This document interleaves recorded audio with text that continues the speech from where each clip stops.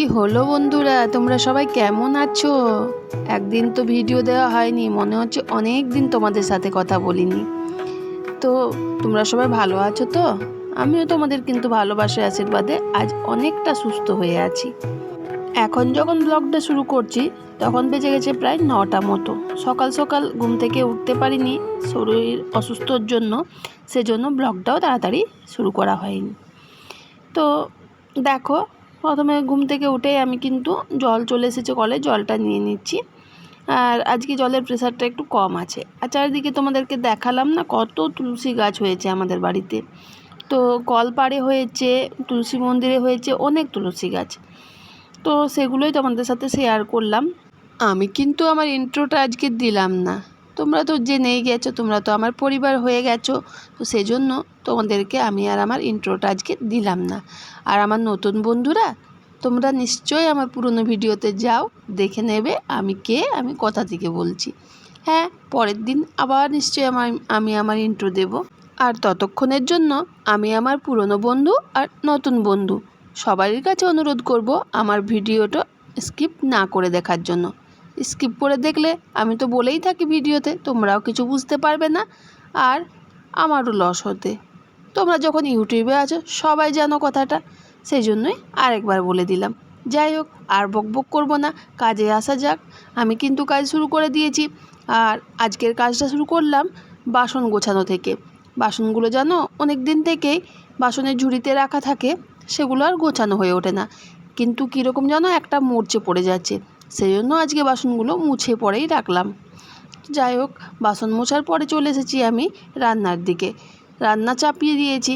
আর এখানে চালটা ফেলে আজকে আবার সবজির চিন্তা করি কি করব। প্রতিদিন এক চিন্তা এক ভাবনা করে করে মাথা একেবারে খারাপ।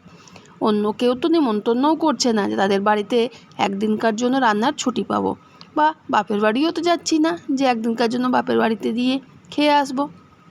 তো আমি যেমন বলছি যে না, রান্না করতে ভালো লাগছে না, কী সবজি করব, কিন্তু যাদের বাড়িতে যাব তারাও তো সে একই চিন্তা করবে বলো।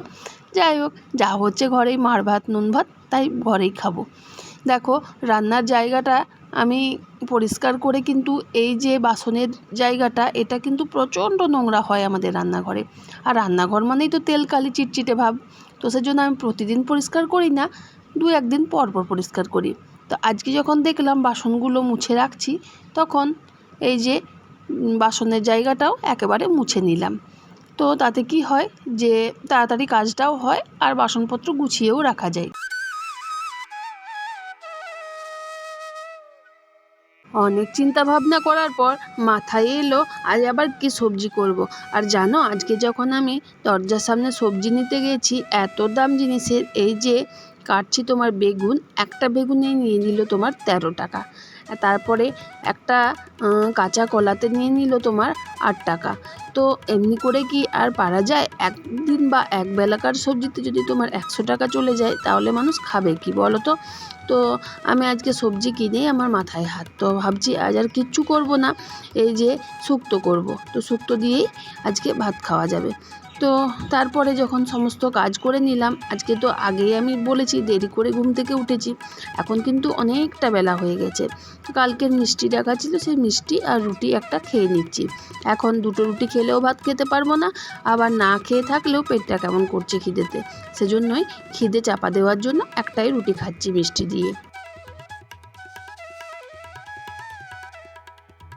শুক্তো তো করবই। আর এই শাকটা না আজ 3 দিন ধরে বাড়িতে রাখা ছিল, মানে আমাদের বাড়িতেই হয়েছে।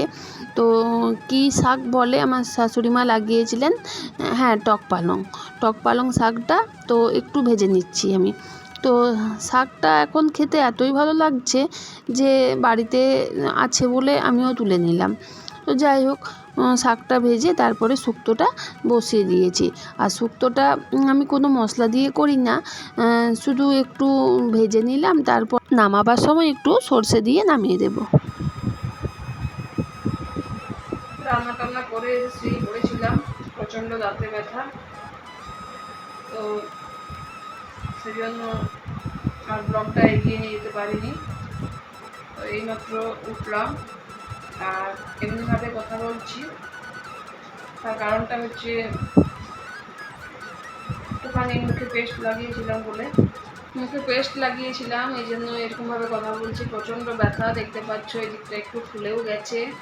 তো ঠান্ডার জন্য নার্ভাসের জন্য বুঝতে পারছি না, প্রচণ্ড ব্যথা করছে।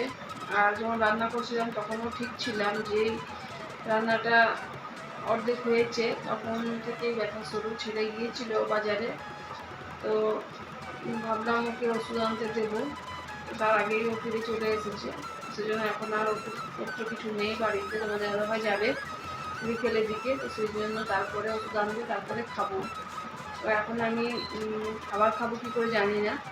তো ওদের তো চান হয়ে গেছে, তো ওদেরকে আমি খেতে দিয়ে আসি, তারপরে ব্যথাটা কমলে আমিও খাবো। ভিডিওটা আগে নিয়ে যেতে পারিনি কি জন্য, তোমরা তো শুনলে, সেই জন্য আমি ঝটপট ওদেরকে খেতে দিয়ে বসে দিয়েছি জল গরম, আর তাতে দিয়ে দিয়েছি অনেকটা পরিমাণে নুন। তাতে কি হয় জানো, যে এই যে জল গরম এই নুন জলটা মুখে নিলে কুচু করলে কি হয়, তাতে যদি কিছু ইনফেকশন থাকে সেটা কেটে যায়। তো সেজন্য ওটা করার পর একটুখানি আমার আরাম হলো, তারপরে আমি ভাত খেতে বসে পড়েছি। আর দাঁতে যন্ত্রণা, খুবই যন্ত্রণা, আমি এর আগেও ভোগ করেছি। তো এখন জানি না, আমার মনে হয় যে ঠান্ডা লেগে গেছে। ওই যে গ্রীষ্মের দিনে ছাদে শুয়েছিলাম না, সারা রাত শিশিরটা পেয়েছে, সেজন্যই হয়তো ঠান্ডা লেগে গেছে। সেজন্য আমি দেখো খেয়ে দিয়ে একটুখানি রেস্ট নিয়ে বিকেলের দিকে একেবারে জামা কাপড়গুলো উঠিয়ে নিচ্ছি। আর জামা কাপড়গুলো তো এখন রোদ পাচ্ছে না, ফালতু শিশিরে বা বাইরের যে ঠান্ডা ঠান্ডা হাওয়াটাতে, সেটাতে জামা কাপড়গুলো আরও একটু কীরকম ঠান্ডা ঠান্ডা হয়ে যাচ্ছে। তো জামা কাপড়গুলো তুলে নিয়ে এবার আমি চলো তোমাদেরকে একটা জিনিস আমি শেয়ার করি।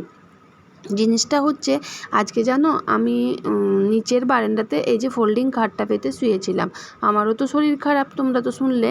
আর এদিকে না আমার শাশুড়ি মায়েরও খুব শরীর খারাপ।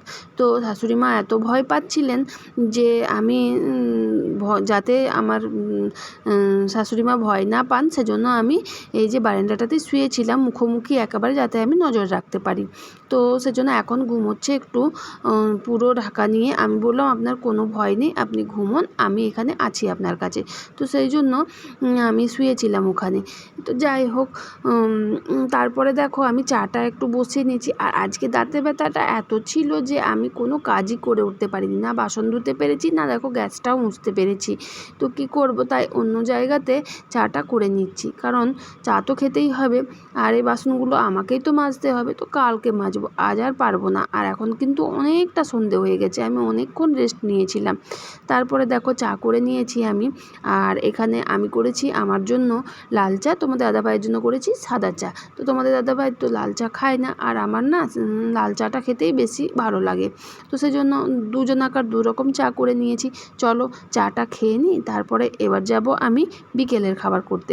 কিন্তু আজকের আমি বিকেলের কি খাবার করব বলো তো, রুটি বানাবো না। আজকে আমি বানাবো গোলা রুটি। গোলা রুটির জন্য ময়দা আর আটা নিয়ে নিয়েছি, আর অনেক কিছু মিশিয়ে নিয়েছি।